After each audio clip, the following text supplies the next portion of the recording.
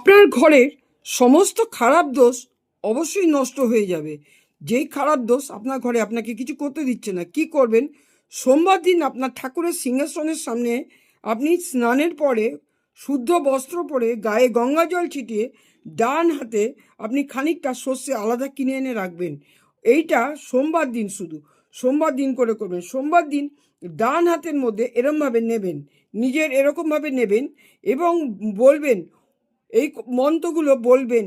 এই মন্ত্রগুলো লিখে দেওয়া যাবে না, অনেক বিরাট, আপনারা শেয়ার করে নিতে পারেন। বলবেন, ওম ওং কুল দেবতাভ্য নমঃ, ওং বাস্তু দেবতাভ্য নমঃ, ওম পিত্ত দেবতাভ্য নমঃ, ওম গ্রাম দেবতাভ্য নমঃ, ওং স্থান দেবতাভ্য নমঃ। এই মন্ত্রটি আপনি জপ করবেন। আপনি এটা 3বার করে বলবেন, যেটা আমি বললাম, এটা 3বার করে বলবেন। বলে এই যে হাতে যেই সর্ষেটা, অল্প একটু সর্ষে নেবেন, হাতে যেই সর্ষেটা নিয়েছেন আপনি বাড়ির বাইরে বেরোবেন, একটা জায়গায় এরম পেছন দিক করে জায়গা বুঝে সেই জায়গাটার মধ্যে আপনি ফেলে দেবেন। এইভাবে প্রত্যেক সোমবার দিনকে আপনি এটা করে যান, যতদিন না আপনার ঘরের নেগেটিভ দোষ দূর হচ্ছে।